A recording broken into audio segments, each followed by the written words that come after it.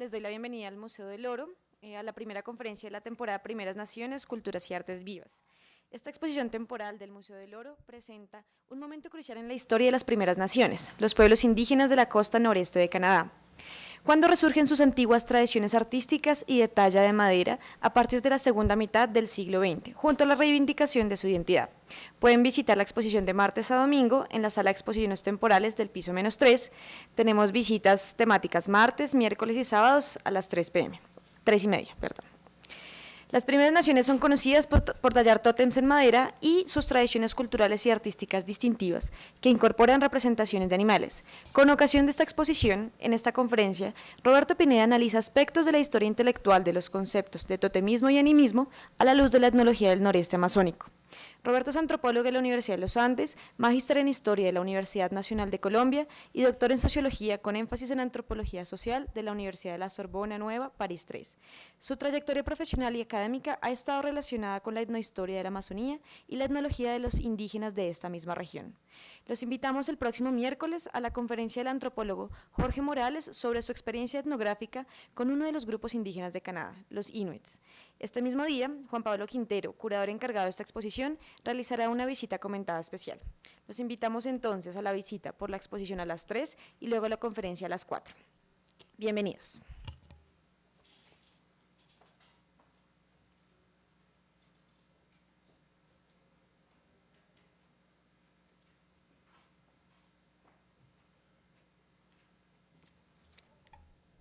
Buenas tardes para todos y todas. Muchas gracias, Natalia, y al Museo del Oro por la invitación a compartir algunas ideas en torno a esta magnífica exposición que, pues, para nosotros, los antropólogos colombianos, es muy interesante desde el punto de vista también no solamente de comprender la dinámica de las primeras naciones originarias del Canadá, que han tenido una gran importancia en la historia de las ideas de la antropología y también del arte, obviamente, sino también porque nos ayudan a pensar algunos problemas de nuestras propias dinámicas históricas y culturales de los pueblos indígenas de Colombia. Entonces, por eso se denomina mi presentación básicamente totemismo y animismo desde una perspectiva del noroeste amazónico o una perspectiva colombiana. Yo voy a dividir mi presentación en dos grandes bloques. En el primero intentaré hacer de una manera muy sucinta una historia que podríamos decir de las ideas en torno a los conceptos de animismo y de totemismo, tal como me lo sugirió Natalia y el Museo del Oro, y mirar un poco la pertinencia efectivamente luego a la luz de estas ideas de la comparación, que es lo que más me interesa mirar, entre este mundo fascinante de las primeras naciones del Canadá y algunas sociedades en Colombia. Desde la perspectiva, entonces, intelectual, voy a empezar por algo quizá para muchos relativamente ya conocido, pero creo que puede ser interesante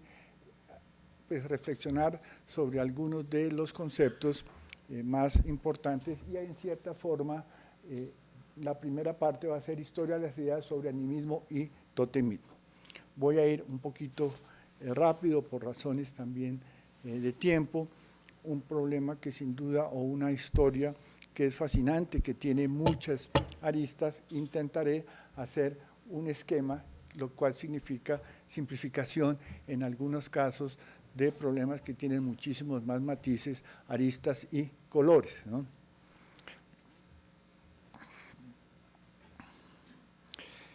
Voy a situarme en la segunda mitad del siglo XIX,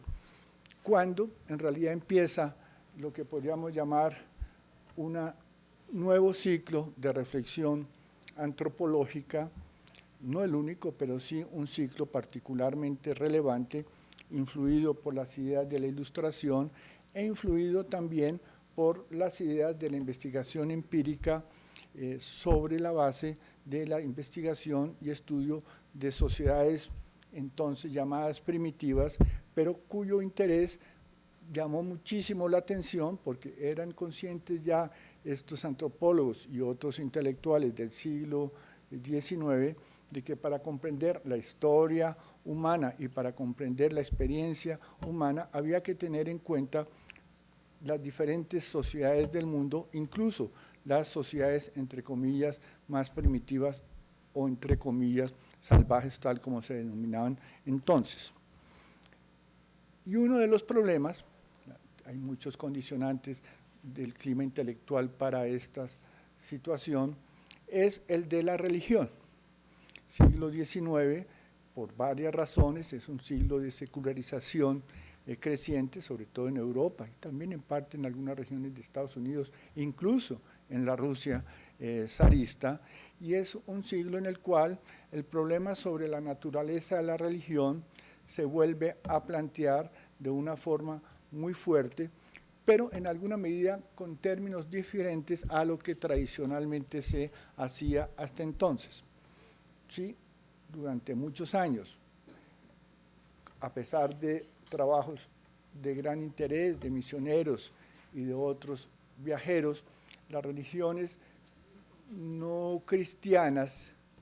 en relación al mundo, sobre todo de estas pequeñas comunidades, eran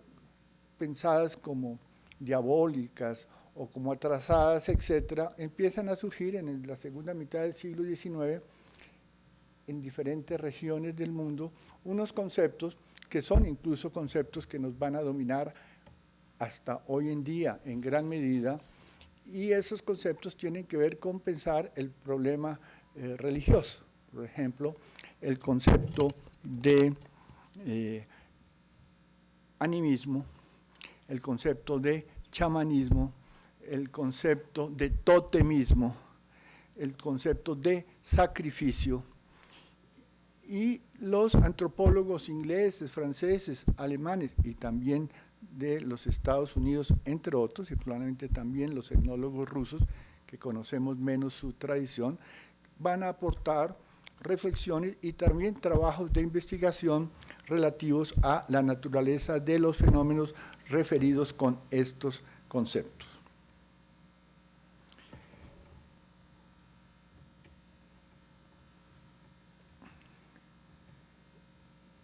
Para efectos de nuestra historia, de nuestro tema, quizá deberíamos mencionar a McLennan, un antropólogo escocés, ¿no? Bueno, eran antropólogos que en general se basaban en fuentes publicadas por otros viajeros, exploradores, etcétera, aunque algunos harán también trabajos de campo,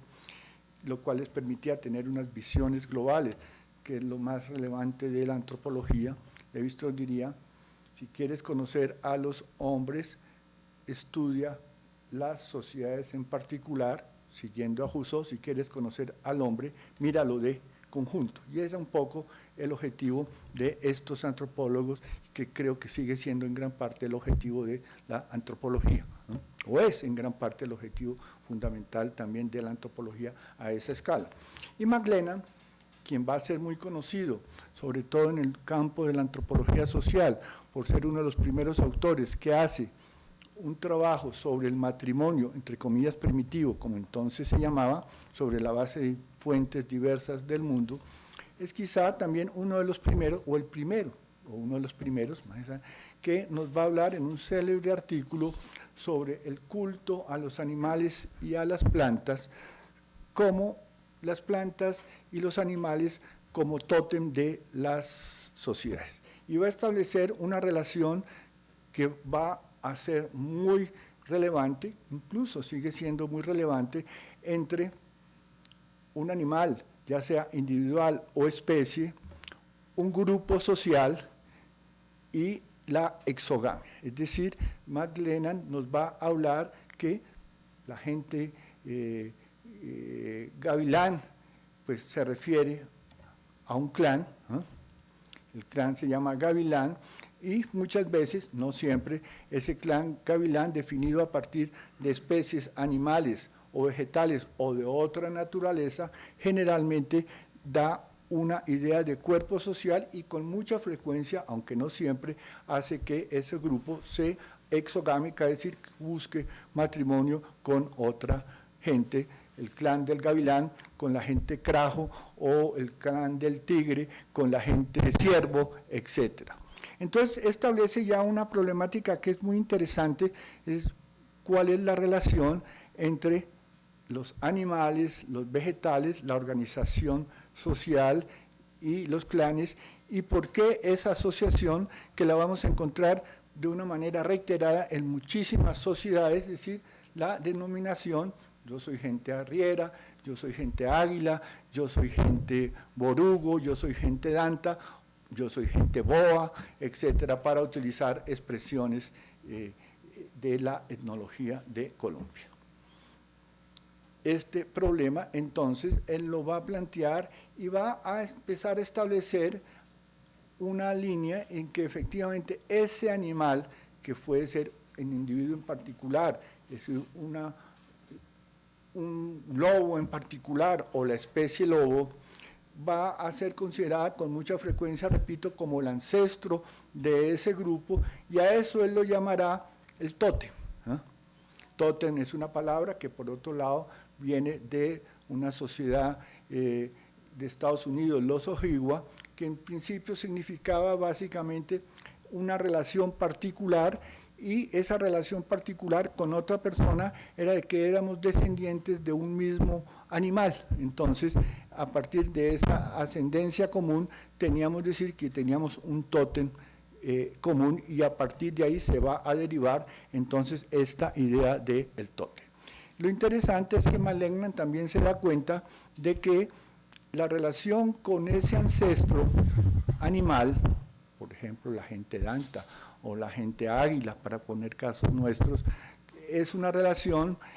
que en alguna medida implica también ciertos comportamientos frente a ese animal de diferente naturaleza, o la posibilidad de, a través de ese animal y de sus poderes o de ese ser, de tener ciertos derechos y ciertos deberes en la vida social. Por ejemplo, en el caso de los sandoques, la gente águila podría hacer ciertas fiestas, podría hacer ciertos relatos. Bueno, no estoy tocando yo nada. Gracias. Entonces, McLennan plantea en cierta forma el problema. Y entre otras cosas, nuestro gran Liborio Cerda, el gran estudioso de los chibchas, hará uno de los primeros trabajos en Colombia, si no el primer trabajo, precisamente sobre la relación sociedades y animales en el área del nuevo reino de Granada. Otro gran autor, en este caso también del Imperio Británico, que es Edward Taylor, que había hecho incluso trabajo de campo en México, va a introducir otra idea que es muy relevante, que luego se nos van a ir juntando, digámoslo así, aglomerando unas u otras, y es la idea de que las sociedades primitivas tenían religión, y esto ya es muy, muy importante, pero esa era una religión que él llamaba de carácter animista, y animista básicamente eran religiones que creían en la existencia de espíritus, ¿no? Casi se podría decir que es una especie de doctrina sobre las almas, definidos espíritus de diferentes naturalezas, de diferentes categorías, y esta idea está asociado a la figura de que los seres humanos, pero también a veces otros seres, plantas, animales, rocas, etcétera, tienen una dimensión física y tienen una dimensión espiritual. Los hombres tendrán entonces la dimensión biológica, pero tendrán un ánima, que quiere decir una alma, que es ánima,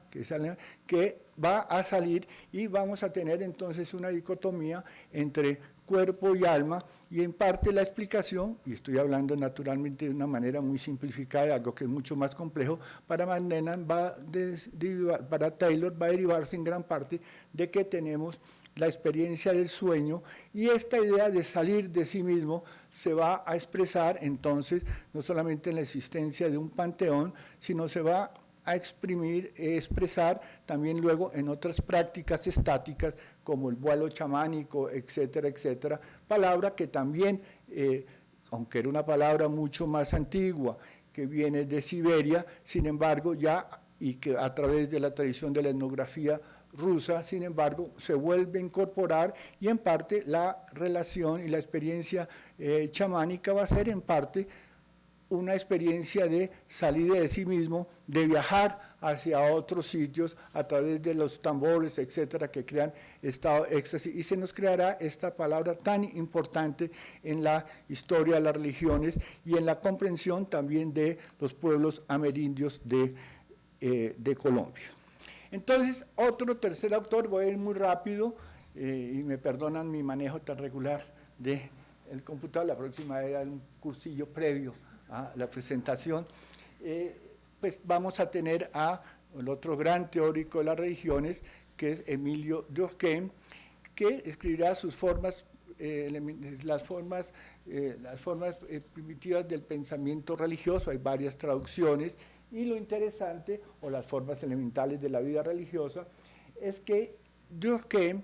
como todos estos teóricos, están basados sobre todo en ciertas fuentes etnográficas, en ciertas etnografías, porque la teoría antropológica no puede verse como unas ideas en general, sino siempre tenemos que analizarlo en función de cuáles fueron las fuentes para esos teóricos, incluso los hoy en día.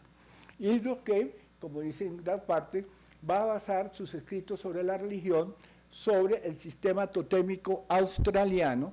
palabra muy importante, y básicamente, incluso ahí hay un tótem, que yo creo que este debe ser por allá de origen también del Pacífico occidental, del Pacífico del Canadá, y en este contexto vamos a tener igualmente a Freud, tótem y tabú, etcétera, etcétera. Nuevamente la pregunta, ¿cuál es la relación entre este tótem pensado como un ancestro, y en este caso el concepto de tabú, que también se había convertido en otro concepto muy importante en la antropología y que viene del Pacífico? Y recuerden ustedes, básicamente para Freud, en este gran texto de 1916, es lo que dice que hubo una horda primordial, mataron al padre, que es el tótem, y ese sacrificio del padre, los hijos celosos matan al padre, se apoderan de los hijos, y se crea en cierta forma la sociedad, y se da la idea de la prohibición del incesto, que va a ser otro tema muy importante en el contexto de la antropología. Estas son unas imágenes de los grandes etnógrafos australianos, Spencer particularmente y Gille, que hacen unas etnografías extraordinarias de Australia, de los aborígenes de Australia, que para su época eran pensados como los más primitivos de los primitivos, y por lo tanto era una buena materia prima para pensar la situación. Pero sigue la idea de entonces de un tótem asociado con la religión, aunque con variantes, pero el esquema de McLennan en cierta forma era la misma plantilla. Aquí tenemos a Theodor Conrad Preuss, y lo traigo a Conrad Preuss porque vamos a empezar a ver un poco las disidencias a partir de otras experiencias etnográficas que empiezan a mostrar otras facetas de la problemática. Preuss había trabajado en primera instancia en México, en el Gran Nayarit, entre 1906 y 1905 y 1908, es un gran etnólogo alemán, hace trabajo de campo anterior a Malinowski, vive con la gente, etcétera, etcétera, y Preuss va a empezar a crear una crítica frente hasta cierto punto a estos conceptos, y sobre todo va a criticar la idea de Taylor de la separación alma y cuerpo, porque Preuss va a decir, él había hecho su tesis de doctorado, Preuss había estudiado en Königsberg, ¿no?, en donde había vivido Kant, en la frontera en cierta forma con Rusia, ¿no?, y él va a decir, mire, la idea de que los cadáveres son simplemente inanimados es inadecuada, porque los cadáveres son también, vamos a ver, seres vivientes en ciertas circunstancias, y entonces empieza a horadar esta idea básica de la relación de espíritus con tótem y espíritus con grupos sociales, mostrando en cierta medida la complejidad de la situación. Ahora Preuss, y por eso he tratado de mostrar acá, hace su investigación sobre San Agustín y describe las estatuas de San Agustín, que podemos decir, después vamos a hacer una pequeña comparación, incluso con las que ustedes han visto aquí en la exposición, que son, en cierta forma, podríamos decir, tótem, ¿eh? Es decir, son figuras representativas de personajes reales o animales o simbólicos con poder, son tótem en el sentido ya originario de la palabra, de figuras de animales o de otros seres que son icónicas, o de representaciones de grupos sociales o de fuerzas sociales, etcétera, etcétera. Pero que yo sepa, Preuss no va a hacer una explicación de San Agustín sobre la base de que son tótem, y Preuss, por otro lado, y aquí estamos empezando a introducir lo que va a ser la comparación nuestra, después de investigar en San Agustín, pasa a la cordillera en 1914, él llega en diciembre del 13 a San Agustín, ve todas estas estatuas que estaban incluso en las plazas central del pueblo de San Agustín, hará estas excavaciones, y en las temporadas de lluvia en el 14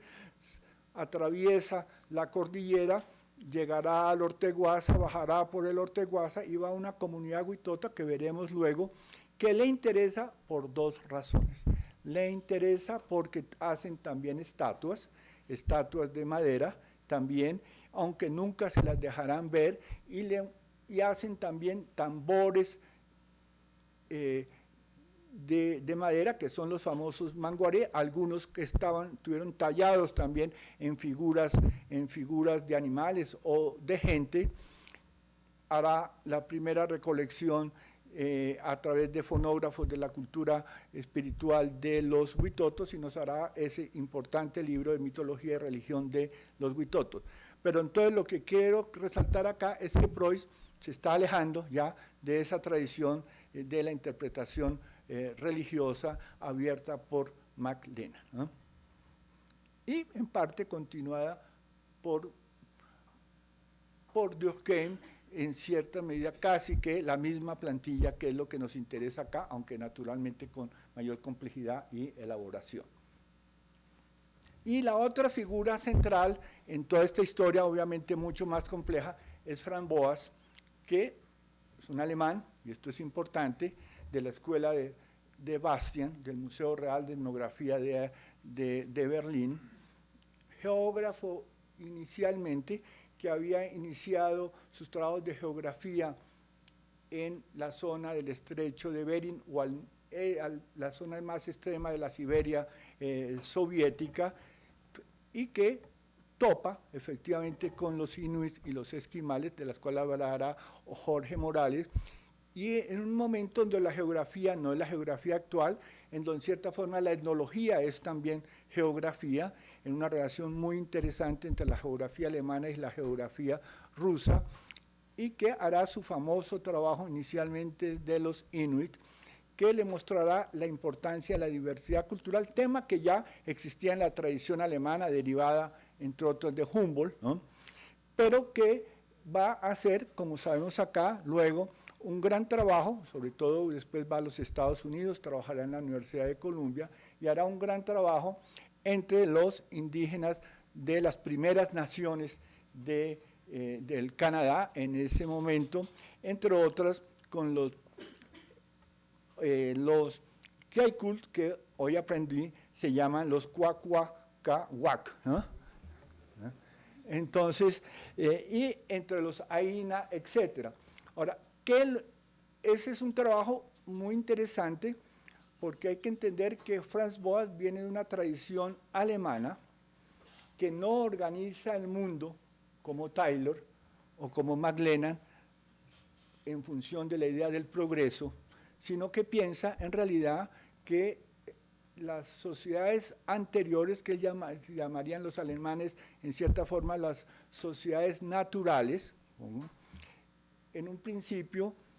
eran comunes a la humanidad y que luego por los procesos históricos se fueron diferenciando unas y otras, y en donde, aunque existían en cierta forma los estereotipos de que muchas eran sociedades naturales, sin embargo la comprensión de estas sociedades no podía hacerse únicamente sobre la base de establecer ideas de progreso, y se aleja en cierta medida de estos esquemas, ¿no? Se aleja de estos esquemas que ya se había dado cuenta entre los Inuit, ¿no? De la complejidad de adaptarse al mundo esquimal, el número tan grande para el color blanco,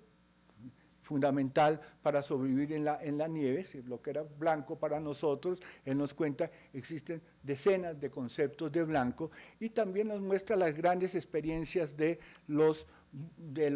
Inuit, entre otras, como la cacería de la ballena, era sin duda hecha por los hombres, por los artesanos, pero las mujeres se acercaban también a la playa, se alzaban sus faldas trayendo y al traer a las ballenas en unos actos de fertilización y de acción simbólica, y esto se había dado cuenta Boas, y cuando llega seguramente a los Quaikul, llega también a un momento en donde Nueva York es muy importante, es una ciudad que también está en cierta medida de esplendor, casi como la Nueva York luego de la Segunda Guerra Mundial o durante la Segunda Guerra Mundial, que encuentra Levi Strauss, y encuentra museos, encuentra el Museo de Historia Natural, encuentra el Smithsonian Institution en los Estados Unidos, encuentra también otras instituciones, encuentra, claro, la herencia de Morgan, que él va a combatir, pero de todas maneras cuando se relaciona probablemente con estos pueblos de las naciones, le va a sorprender, entre otras cosas, su arte, ¿no? Su arte, que ustedes lo han visto, y esto pues es congruente porque este extraordinario arte expresado en las estatuas, en los postes ceremoniales, en las máscaras, en las decoraciones de las casas, pues no era ni mucho menos un arte primitivo, y va a empezar a trabajar en una relación muy interesante de reconocimiento del arte primitivo, entre comillas, que incluso ya había empezado a ser antes, en particular por el gran investigador que veremos nosotros acá, Teodoro Koch-Grünberg, quien después de venir al Amazonas colombiano, al Albopez o al Alto Río Negro colombo-brasilero venezolano, por decirlo así, a su regreso entre 1904 y 1906, publicará el primer librito sobre el arte amazónico que se llama Principios del arte en la selva, en donde dice, esta gente son los artistas, también piensan, etcétera, etcétera, y no voy a entrar en los detalles de esta expresión artística, aunque voy a mencionar luego una dimensión. Entonces, Franz Boas pues va a imponer en cierta forma en Estados Unidos el proyecto que probablemente en Alemania empezó a disminuirse por efecto de los cambios políticos, etcétera, por el efecto luego de la Primera Guerra Mundial y luego seguramente la Segunda Guerra Mundial, pero en cierta forma podemos decir que Franz Boas es la antropología alemana, la etnología alemana más brillante en los Estados Unidos, y tiene la posibilidad, poco las instituciones, etcétera, de desarrollar su proyecto, aunque también tendrá muchos obstáculos en un momento determinado. Trabajará en el Museo de Historia Natural, fundará el Departamento de Antropología de la Universidad de Columbia, y muchos de sus discípulos se establecerán luego en California y fundarán los departamentos de antropología en sus diferentes sedes de la Universidad de California. Pero a partir de ahí, entonces, Boas empezará un estudio muy interesante sobre los Aida y otros grupos, y empezará a recoger textos de una manera muy sistemática, a observar en cierta medida, pero también a recoger grandes artefactos de arte para los museos de historia natural y de los Estados Unidos, aunque la cosa va a ser un poquito más compleja y voy a entrar más rápido en eso. Y Franz Boas entonces hará un trabajo de arte, pero Franz Boas, y esto es lo que quiero resaltar más acá, al estudiar, vamos a ver si, ahora sí, estas son unas fotografías, no solamente se concentra en el estudio del arte de cultura material, que era algo central en las antropologías de entonces para los museos, etcétera, etcétera, sino que le interesará preguntarse qué significado tienen estas casas, ¿no? Que están en cierta forma pintadas de esa forma, decoradas con las figuras que hemos visto acá, ¿no? Que ustedes van a ver, con cuervos, con tiburones, con otros animales, etcétera, otros seres, y él va a también a registrar, aunque no de una manera muy intensa, la existencia de los potlatch en estas sociedades, ¿no? De manera tal que lo interesante, estas son algunas fotos de algunas de estas casas, algunas son más antiguas, otras son más representativas, y lo que él se da cuenta es que entre los cuacuacua hay una idea central de que la casa es viva, ¿eh? La casa es un organismo viviente que tiene un ciclo vital, ¿eh? Y esto es muy, muy importante porque entonces todos estos artefactos, tótem, máscaras, etcétera, y otros artefactos, los postes, las cobijas, los instrumentos rituales de diferente naturaleza, el bailar, se hace no solamente en un recinto sagrado, sino en un recinto, en un organismo vivo, ¿no? Y en cierta forma, lo que ocurre es que entre los Huaycul, como lo llamó él, existe una idea muy importante que es la de Nahuatlac, ¿eh? Que significaría en una aproximación nuestra poder, y cuando se hace una casa por un jefe de estos linajes, ¿no? Y se pone el poste central, es una manera de reafirmar su poder, ¿no? Cuando se representan las máscaras también es poder, y obviamente entonces pues son máscaras de animales, son máscaras tótem de representaciones de animales o de seres celestes o etcétera, y hay una afiliación efectivamente entre estos tótem expresados entonces como fuerza de poder y no necesariamente como tótem en el sentido de Maglena, sino como artefactos icónicos de diferentes espíritus, etcétera, que pueden representar individuos o pueden representar especies o pueden representar seres sobrenaturales. Entonces, en alguna medida,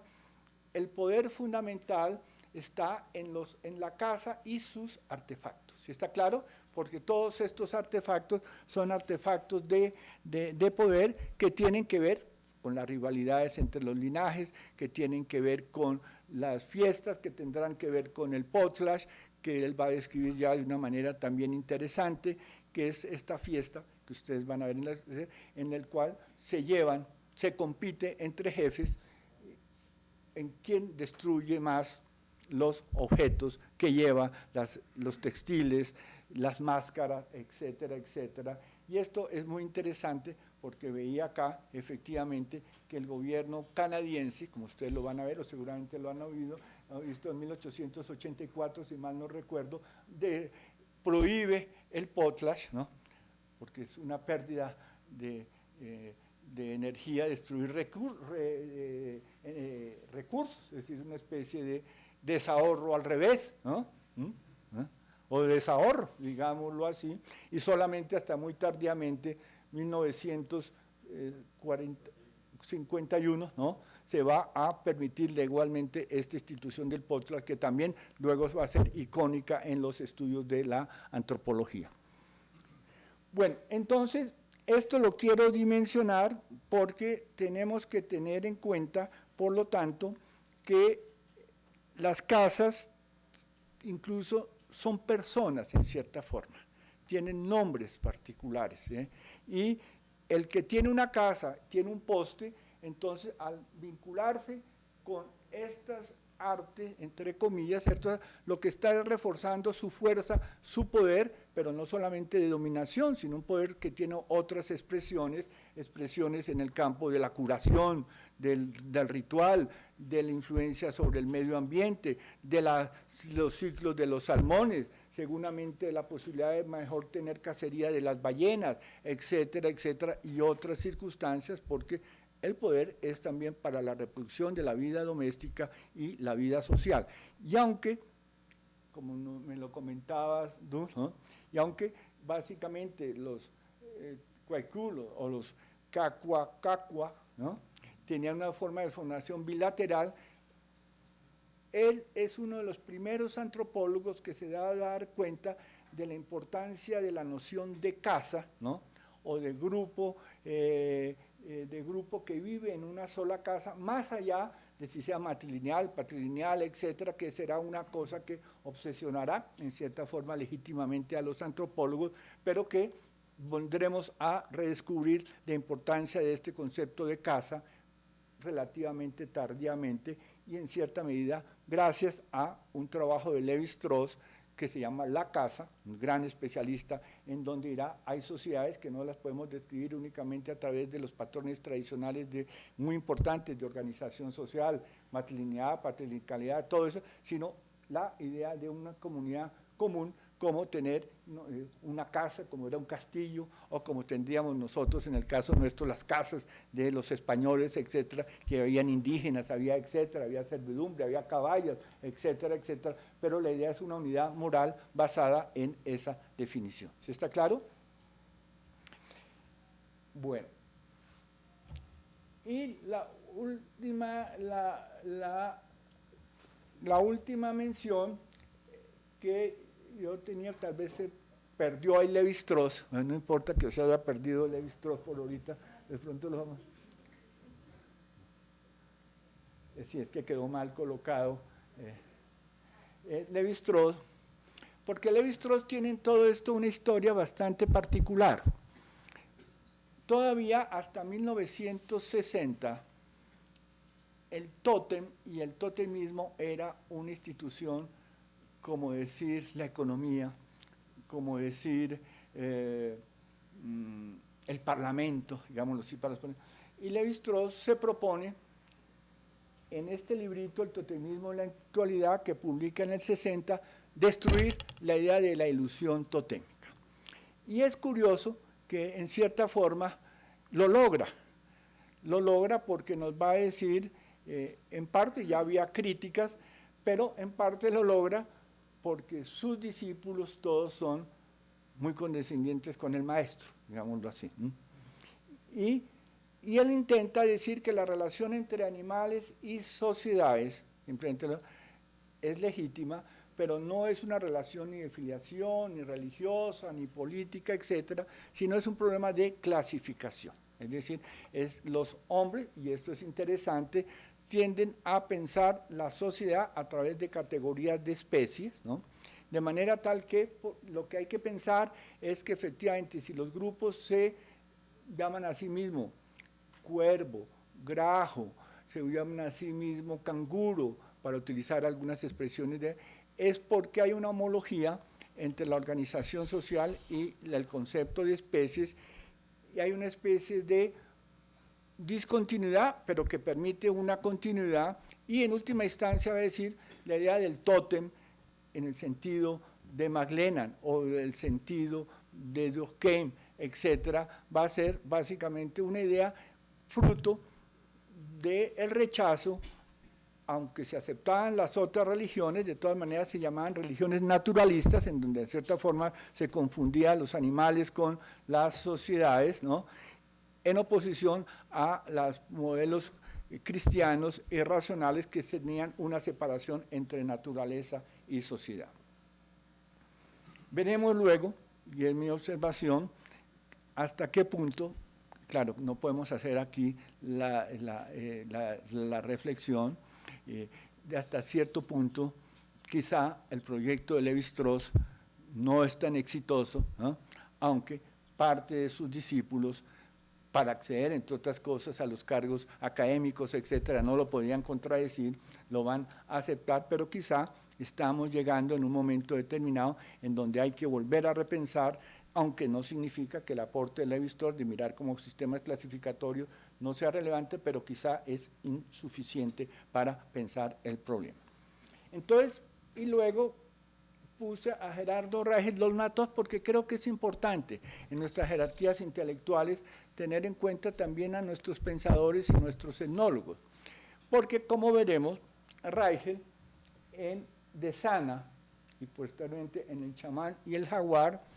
va también a referirse a esta relación de sociedad y naturaleza, de las cuales voy a hablar muy brevemente, pero ya en otros términos, es decir, como en cierta forma la transformación ya es, los hombres se transforman en animales, los animales se transforman en hombres, ¿no? Los jaguares, los hombres pueden ser jaguares en ciertas condiciones. Guaymas viaja al mundo de los animales, las dantas son gente que cuando llegan a los cerros se quitan su cuero de danta, lo cosen por si los cazadores le han hecho una que otra perforación, ¿no? Y se convierten en gente y viven como gente. Refiero a Reichendt porque en realidad es el ancestro fundamental de los trabajos de Escolá, en cierta forma de Callaren, aunque lo hayan mencionado, y en cierta forma de lo que llamamos ahora el perspectivismo, que con frecuencia en la historia pues no reconoce muchas veces las deudas intelectuales, pero sobre todo lo hago porque Philippe Descola, gran profesor del Colegio de Francia que reemplaza a Lévi-Strauss, en su libro sobre ontologías de la relación de la naturaleza, va a utilizar también un concepto que es el animismo, ¿no? Sí, vuelve el concepto de animismo y en cierta forma uno de los ejemplos de animismo que él va a colocar es el caso de los de Sana, trabajado por Reichendt-Lollmatoff. Es decir, con esto quiero decir que la historia intelectual tampoco es la historia en que se deja de lado, sino que regresan un poco a veces como una especie de péndulo, ¿no? Ideas reconvenidas y en cierta medida, vamos a ver, en cierta medida con la idea de que el chamán vuela también, vuela en espíritus y en cierta forma su teoría del animismo, aunque naturalmente tiene muchas otras consideraciones, baja una plantilla en cierta forma, en alguna medida similar a la de Taylor, me parece a mí, porque la idea fundamental es que tenemos cuerpo y alma, ¿no? Y resulta que esa será la gran diferenciación o la gran crítica que hará Theodor Koch-Grünberg a esas divisiones que incluso están a la base hoy en día del perspectivismo desde mi punto de vista.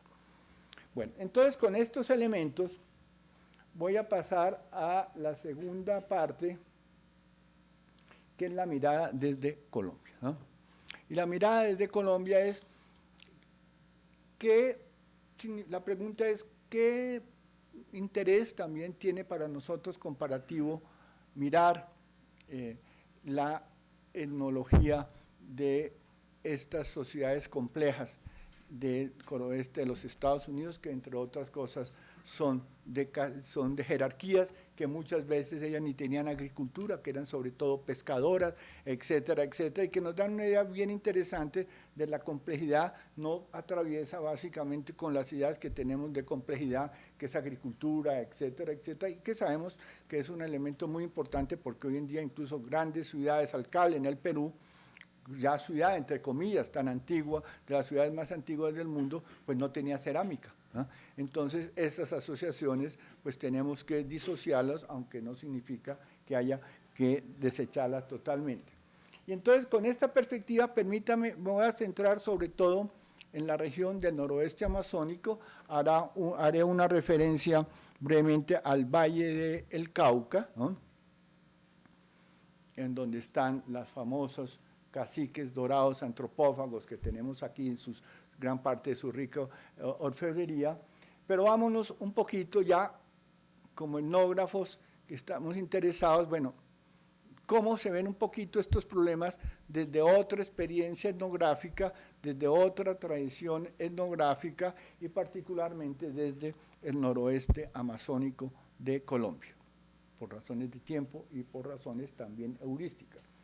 Entonces, remontémonos a 1904, cuando Kohl Grünberg empieza a subir el río Negro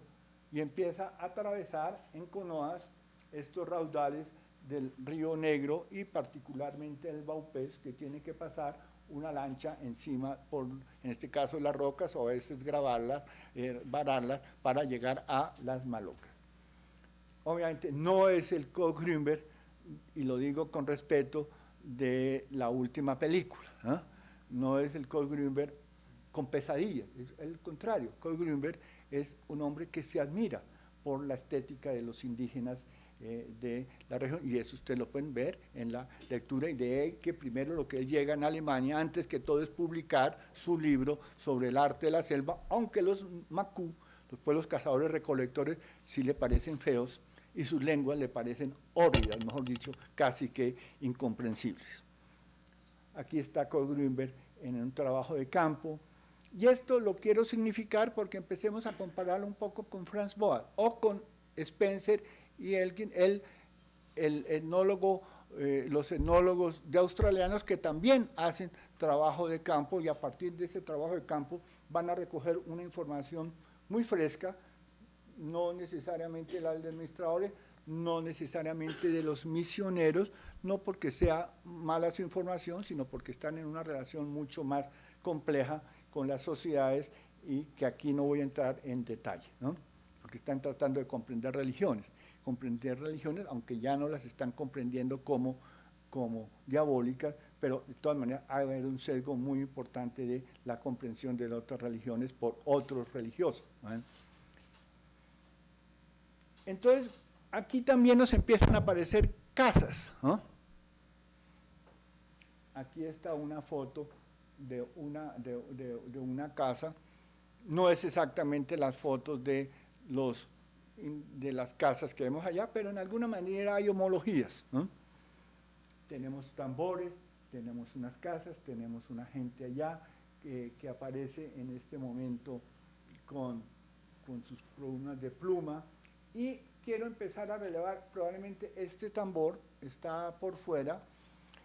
pero vamos a ver que estos grandes tambores, que son manguarés, había en otras regiones del Alto Orinoco, en los Arawak. Gumilla nos habla de tambores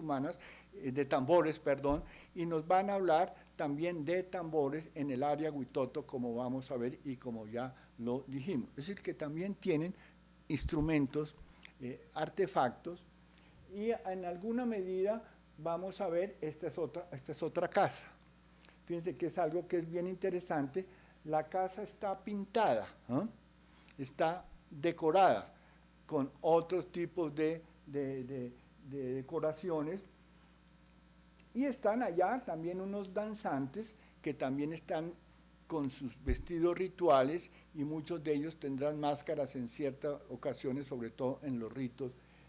funerarios. Claro, no le podemos pedir a Kohl Grünberg que viera todo, pero aquí empieza a haber una comparación que es interesante, es la importancia también de las representaciones estéticas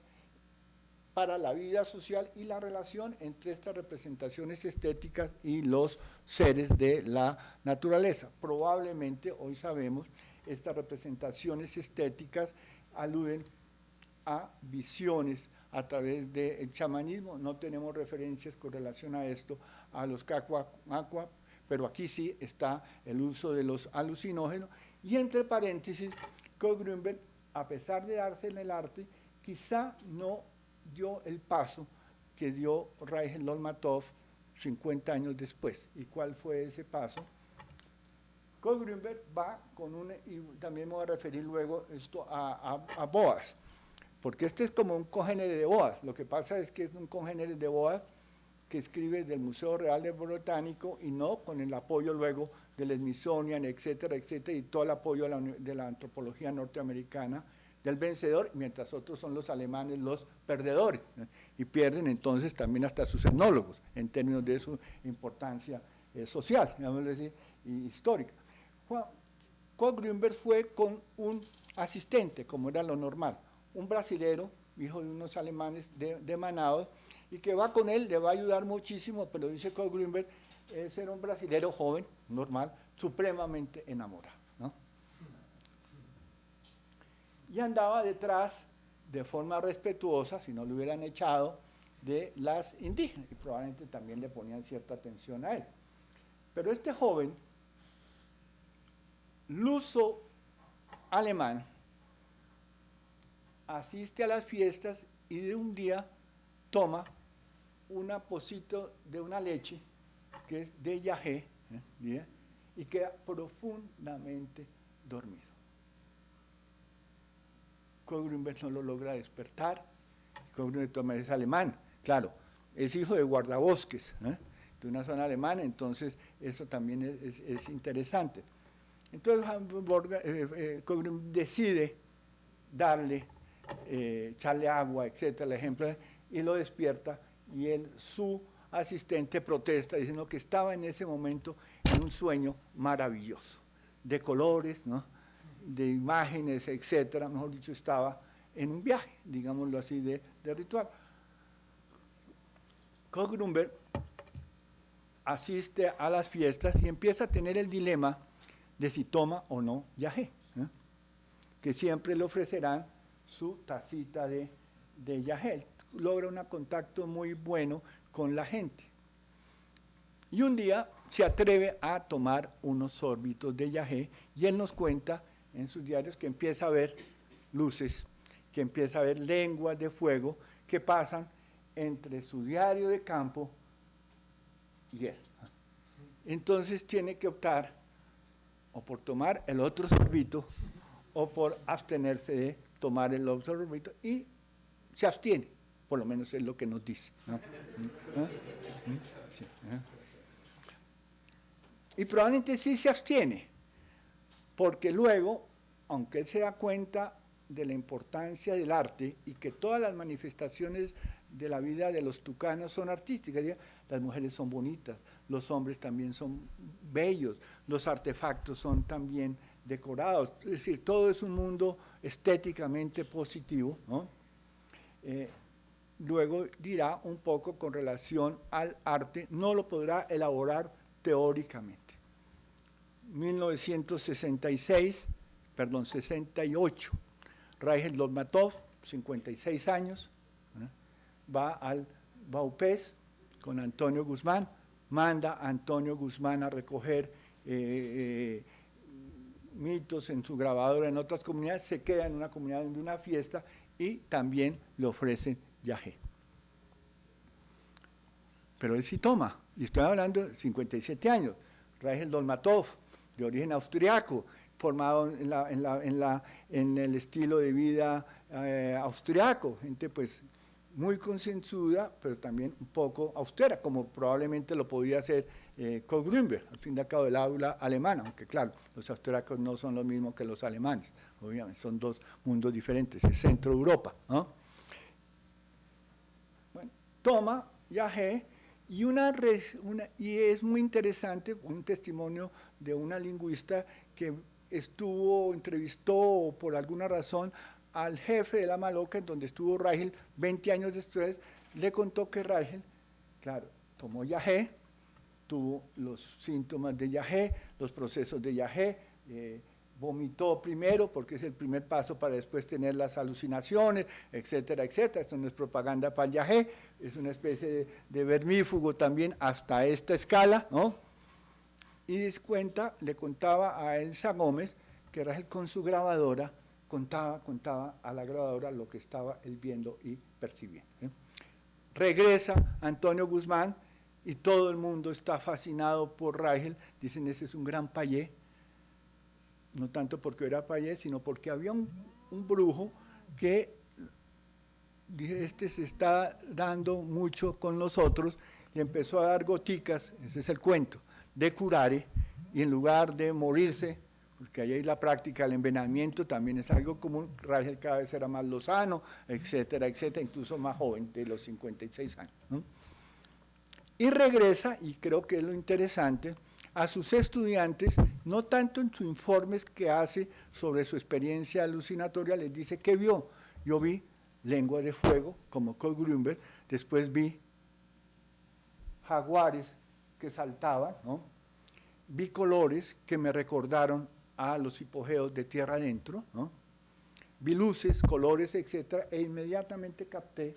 cierta forma, que esos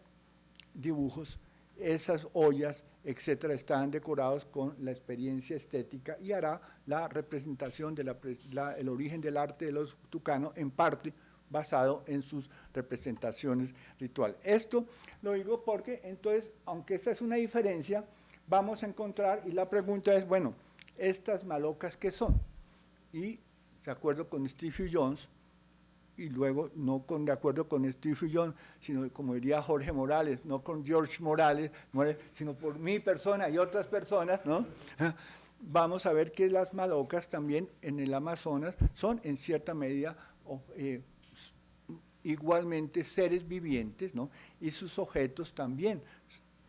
artefactos, son seres vivientes y sus artefactos rituales representan las boas, representan otros, y algunas van a tener incluso sus postes decorados, no en la escala de los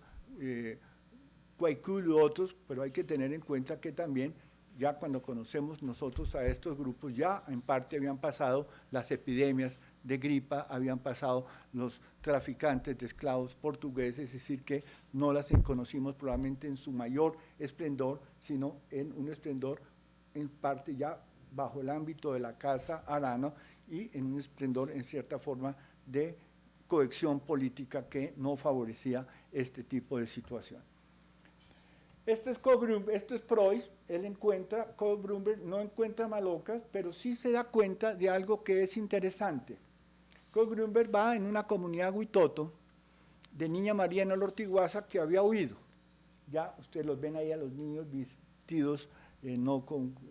esto es 1914, ¿no? Preuss, que Kohl Grünberg estamos en 1905-6, estamos 10 años después. Estos son fugitivos que viven en casas,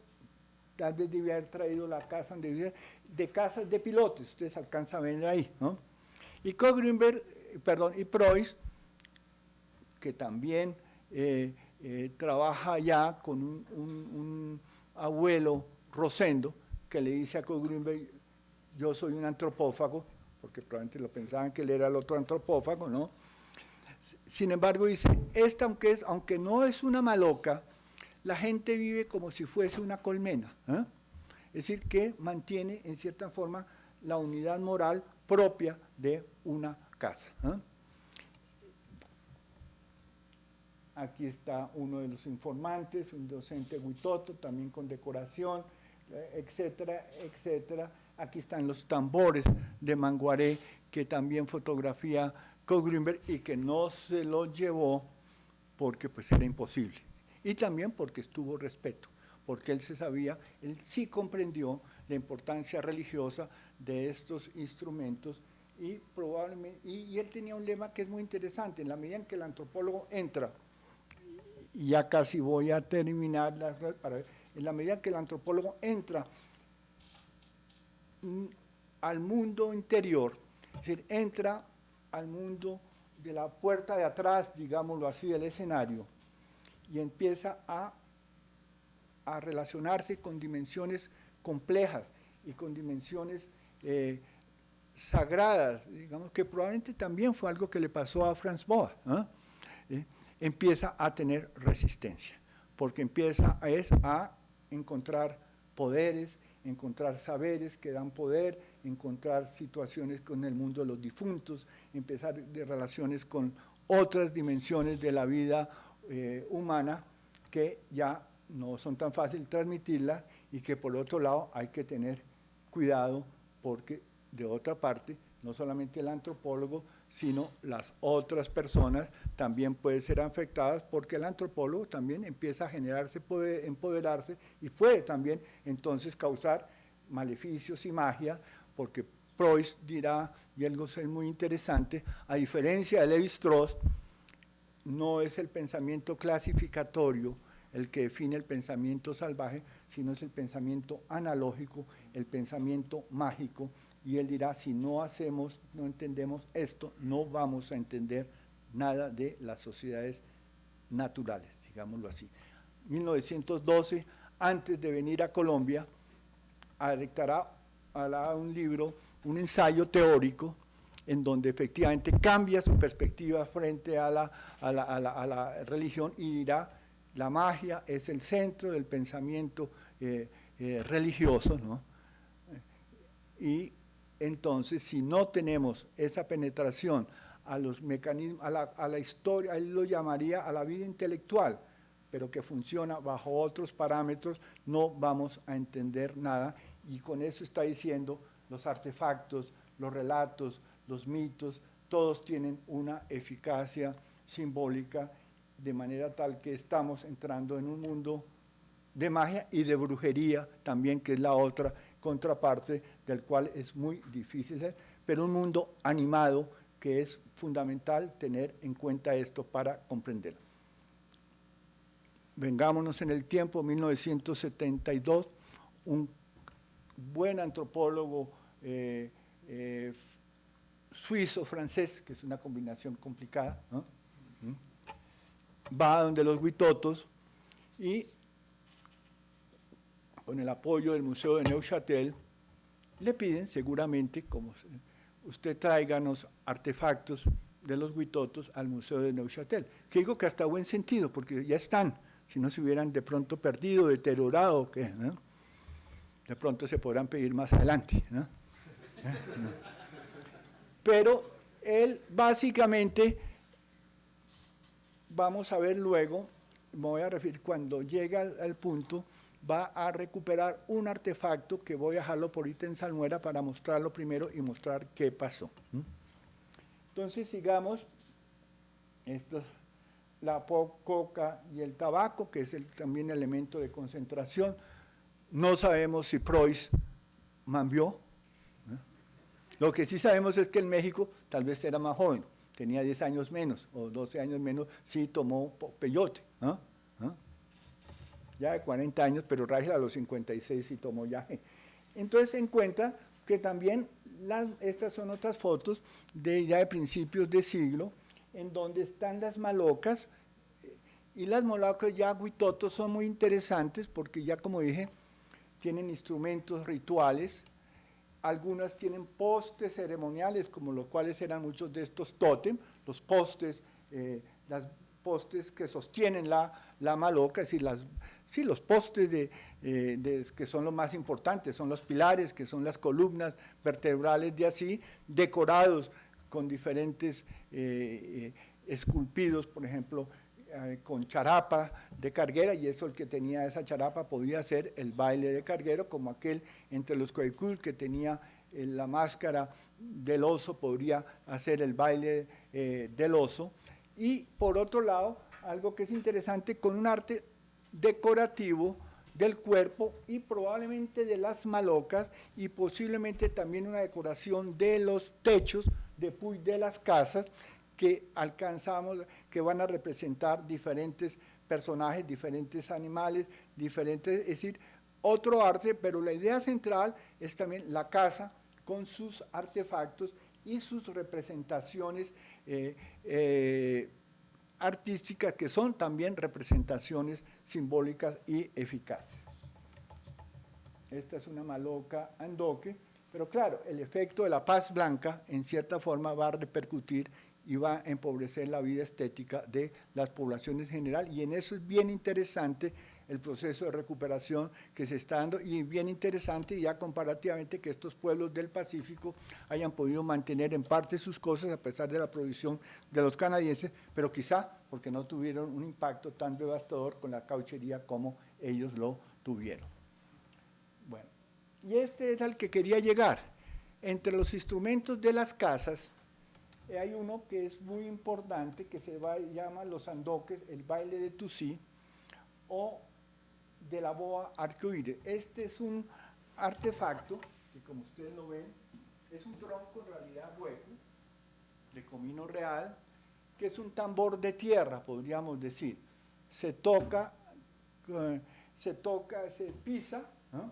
Los hombres llevan a veces un instrumento de bastón al frente y lo van pisando y va tronando como un tambor y al frente bailan las mujeres. Este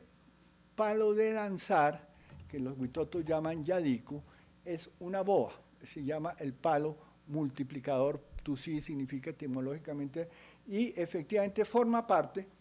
de la carrera ceremonial porque el maloquero, también la casa tiene un ciclo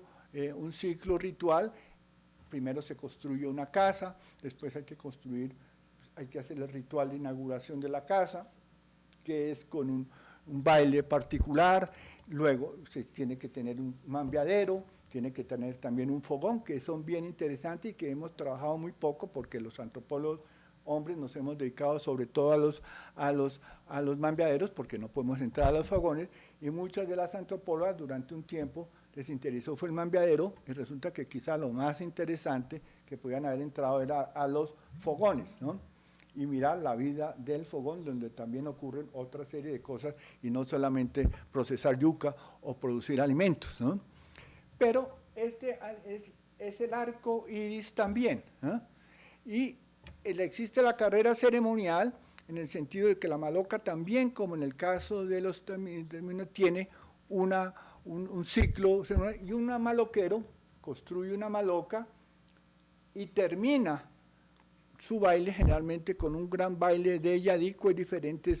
y entrega su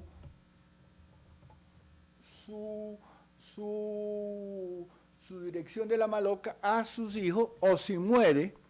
su hijo tiene la obligación de terminar el ciclo ritual. Es decir, lo que quiero decir aquí, vamos a ver esa importancia de las casas, con sus instrumentos, las casas vivientes que descubrió Boas, también lo encontramos allí, ¿no? Y lo interesante es que efectivamente estos artefactos también se desechan, ¿no? Y ese antropólogo que yo dije del 72 fue a La Chorrera, le interesó un yadico, compró un yadico, le pagó al abuelo que lo había hecho, ¿no? No sabemos qué le pagó, de pronto le dio unos cartuchos, le pagó bien, de todas maneras el abuelo se lo vendió porque esta boa estaba botada en un rastrojo, ya no tenía uso ceremonial. Y él se la llevó. Con Grünberg no se la pudo llevar porque bajó en canoa, ¿no? Las canoas de los coreguajes hoy en día con otra persona, hubiera tenido que tener un barco. Y probablemente también pienso por respeto, él entendió las cosas. Pero este antropólogo también entendía las cosas, pero se lo habían vendido, además ahora existían remolcadores, ¿no? Y contrató un remolcador que subió por el río Igaraparaná, lo bajó a La Chorrera, lo bajó por el río Paraná y después lo metió en un barco, no sé en cuál barco, y llegó probablemente a Le Havre, no sé, y ya está ahorita en el Museo de Neuchâtel, afortunadamente, digo yo, en ese sentido. Pero ¿qué pasó? A los pocos meses enfermó el dueño de este multiplicador, de esta boa, que es una boa de la multiplicación, de la fertilidad, etcétera, etcétera. Y no solamente murió, sino que se enfermó, sino que murió. Y la gente dijo, ¿a quién es el responsable? El es fulanito y sutanito por llevarse el tambor, y el otro por haber vendido, porque a pesar de que estuviera desechado, no había muerto del todo, era también animado, porque la muerte y la vida están íntimamente conectados y no hay muerte total, había animación de otra naturaleza, y en ese sentido otro brujo, le robó el pensamiento por haber hecho esa acción. Esta es una maloca reciente, y estos son de otro gran baile que ustedes reconocen, los especialistas en el Amazonas, o que saben que es el baile del chontaduro, el tori, etcétera, que es un baile en el cual se invita a los animales. El tambor, muchas veces el manguaré llama a los otros y llama a los animales a que vengan a tomar chicha, por lo menos entre los sandoques, que vengan a bailar. Y vienen los bailadores. Este es de un baile de los Yucuna en el río Mirití, Paraná, pero lo interesante y por lo cual lo traje es que es una maloca no que existe en el Mirití, Paraná, sino que existe allí en Restrepo, cerca de Villavicencio, unos grupos, una familia yucuna, migrante por la situación de orden público, llega a Restrepo, después llama a su familia y por varias razones unen esfuerzos, construyen una maloca y empiezan a recrear, no con vista del turismo únicamente, aunque probablemente después vaya a tener algunos efectos en este sentido, sino por reconstruir su historia a través, y empiezan a hacer bailes, máscaras también. Estas máscaras que representan, aquí está Juan Felipe, que después nos podría hablar mucho más de esto, que representa defectos personales de la naturaleza, y hay uno que aquí no está, que es el tori, que es un símbolo de fertilidad, etcétera, que persigue a las mujeres, etcétera, etcétera, que según las versiones en un caso representa un delfín, en fin, pero que de todas maneras representa un gran falo que ataca en las fiestas a las mujeres, de una manera también cómica y paradójica, porque vienen a tomar chontaduro, y chontaduro aparentemente es un afrodisíaco, etcétera, etcétera. Bueno, entonces, aquí quería mostrar esta porque ustedes ven la maloca, ¿no? Ya no es la maloca tradicional, un poco que nos muestra un poco algunas de las ideas también de la reconstrucción cultural y de la elaboración también de las máscaras, etcétera, pero también la aparición un poco de estos nuevos, de la recuperación de estos artes. Bueno, en síntesis, y finalmente, yo quisiera, estos son los sandoques contemporáneos, también un poco, este es la mitad del centro del gobernador, del capitán, el otro es la esposa del gobernador, que por otro lado es una macuna, y el otro es tigre, que ¿verdad? Es un gran líder y que es un gran tigre y que efectivamente también es un líder en la comunidad. Para mostrar un poco que también las cosas han cambiado, el tiempo ha cambiado, pero también hay un proceso de mantenimiento y de recuperación cultural. Volvamos entonces ya para terminar a nuestra pregunta central. Las malocas y sus artefactos vivientes, que es lo que vimos entre los pueblos de las naciones, sus postes, sus bailes, sus máscaras son también seres vivientes, y aquí también en el noroeste amazónico vamos a encontrar básicamente la misma idea. No estoy diciendo que tengamos que entonces una relación histórica, etcétera, pero sí es muy interesante la idea que en el noroeste amazónico tendemos también casas, en el sentido levi-straussiana, que se aplica tanto al noroeste de los Estados Unidos, al Pacífico, y en otras regiones del mundo, que es lo que descubre Levi-Strauss, que no son los sistemas de organización social básicos, sino bajo autoridad. Y todas estas casas son casas mágicas, podríamos decirlo en términos de Preuss, ¿no? Con artefactos que viven, producen su eficacia simbólica y que alrededor de ellas se organizan las relaciones de poder, de conflicto, etcétera, etcétera. Y esto a uno le recuerda a una sociedad que me parecen muy interesantes, que está esperando en cierta forma su etnólogo, digámoslo así, aunque ya en parte lo ha tenido, que son las sociedades del Valle del Cauca, con las cuales voy a terminar, porque las sociedades del Valle del Cauca, según nos la describió Cieza de León, eran también bohíos, y en realidad eran casas, pues es una casa, grandes casas, rodeadas de empalizadas humanas, ¿no? Y lo que es interesante, según Cieza y otros, en esas casas, que probablemente visitó Cieza de León, porque las describió, había en su interior filas de cadáveres humanos, ¿no? Cuyos cuerpos estaban henchidos de ceniza y su calavera estaba también reconstruido en cera. Ahora estos caciques y esta gente también tenía un arte decorativo, entre comillas, o estético muy importante, que las narigueras que representaban los tigres, o otro tipo, o que representaban también en las narigueras de jaguares, ovillos, de gusanos, etcétera, etcétera, también tenían sus poderes de otra manera, o en los alfileres que llamamos, etcétera, en los poporos, en fin, es otra forma también de recreación de poderes. Muchos de esos poporos sabemos, por lo menos algunos, y me corregirán aquí nuestros especialistas del Museo del Oro, lo que alguna vez le vi a Clemencia Plazas, es que en algunas de ellas tenían incluso ceniza, ¿no?, que probablemente era ceniza de difuntos, ¿no?, etcétera, etcétera. Entonces estamos hablando en casos diferentes, pero patrones hasta cierto punto comunes. ¿Y qué significan esos cadáveres vivientes? Esos cadáveres que si esa dice eran la gente que se había, los caciques que habían cazado, comido, aquí es por la pasión de la guerra y la calavera del enemigo, tema que también hoy lo que nos explicaron, hay el tema del canibalismo entre los grupos del noroeste, etcétera, de los Estados Unidos y aquí, pero lo interesante es que 400 años después, básicamente en 1541-42 estuvo Cieza, ¿no?, en el valle del río Cauca, después se iría hacia el Perú, pero 1945, ¿cuánto hay del 41 al 1945? 4 siglos, ¿no es así? Es decir, 400 años después, otro etnólogo alemán, George Ecker, que nunca pisó las tierras colombianas,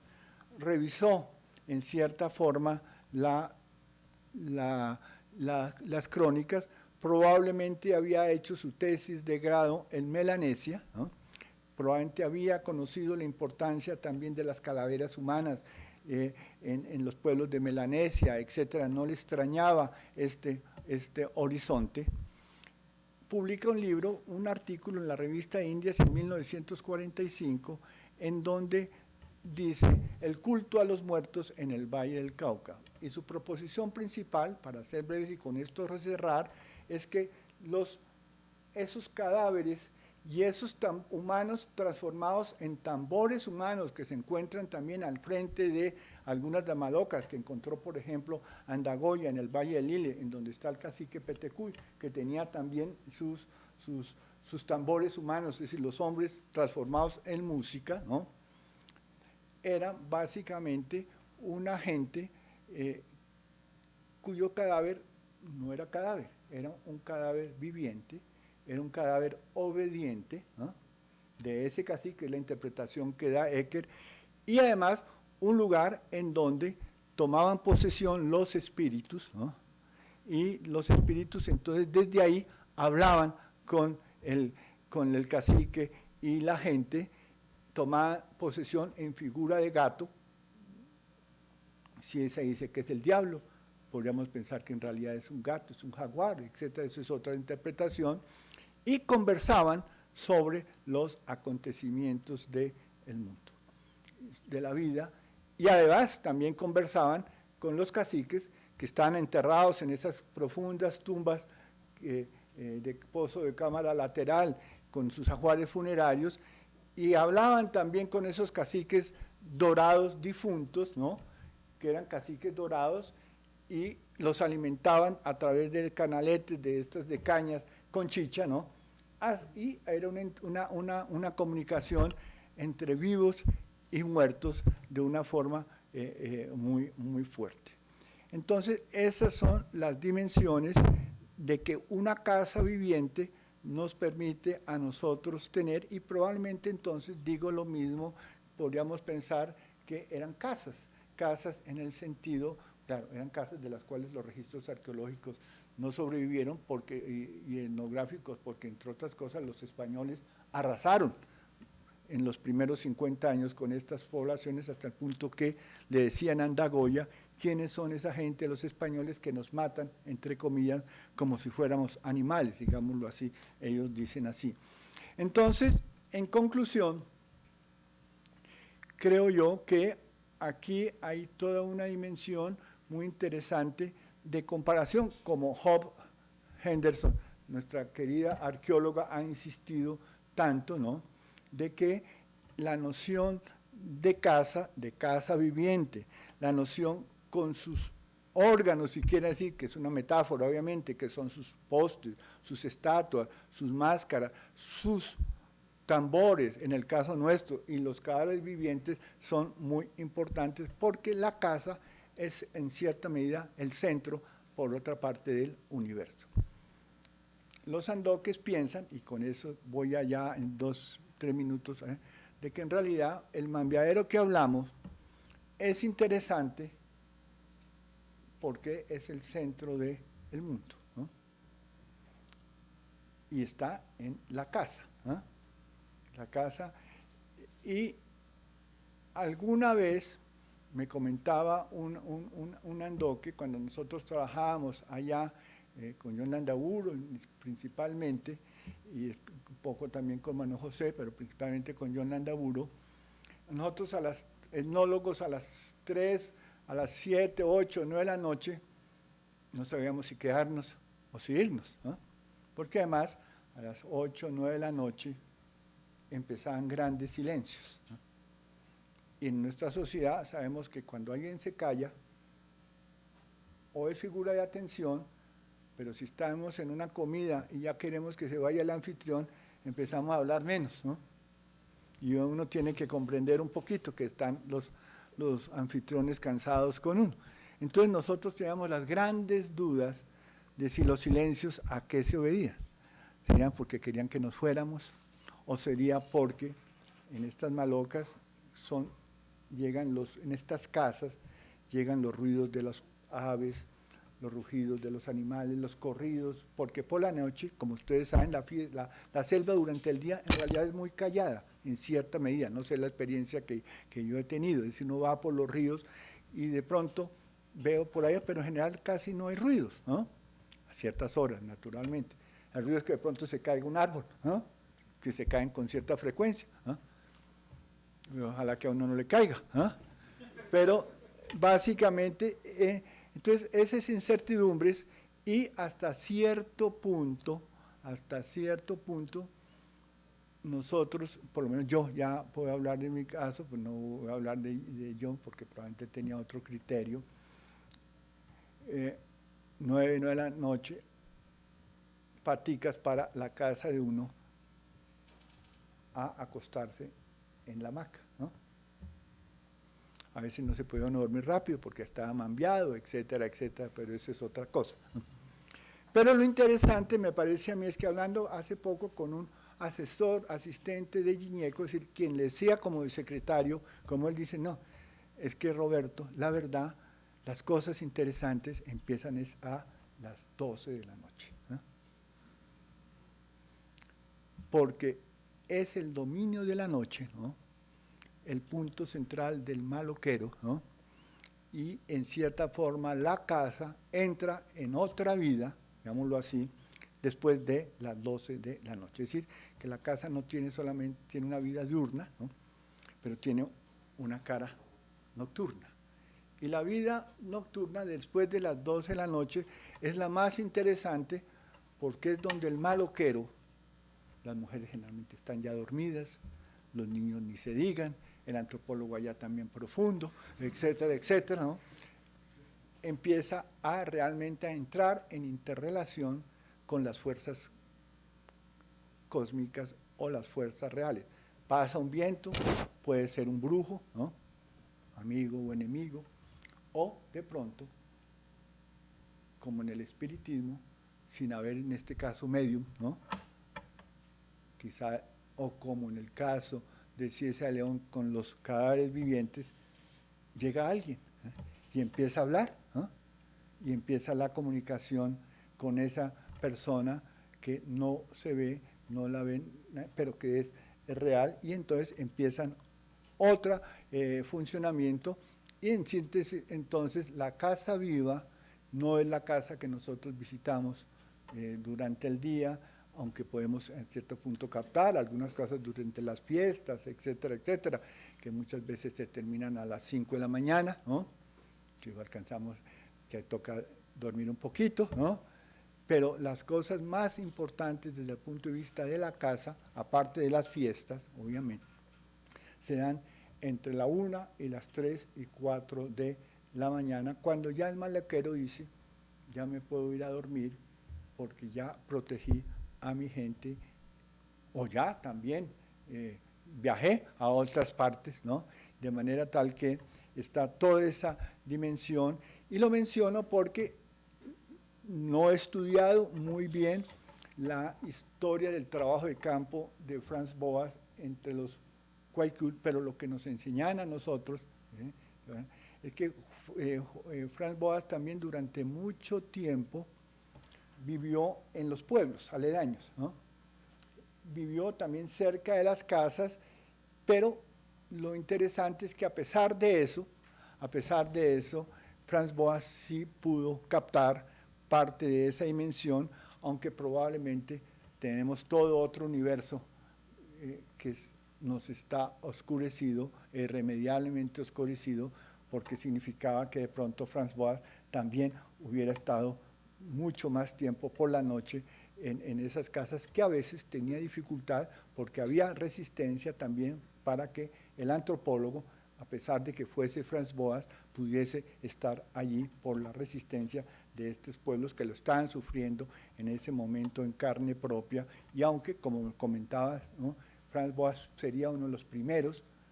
que aprendí también en la visita, en la excelente visita, sería uno de los primeros que mandaría una carta en la necesidad de permitir el potlatch, pero aparentemente ni Franz Boas tuvo éxito en su petición, pero afortunadamente cambiaron las condiciones y probablemente hoy en día podemos volver a aprender mucho más de estos descendientes sobre la vida interna de estas malocas, de estas casas y sus artefactos. Bueno, con esto termino y muchas gracias. Buenas noches.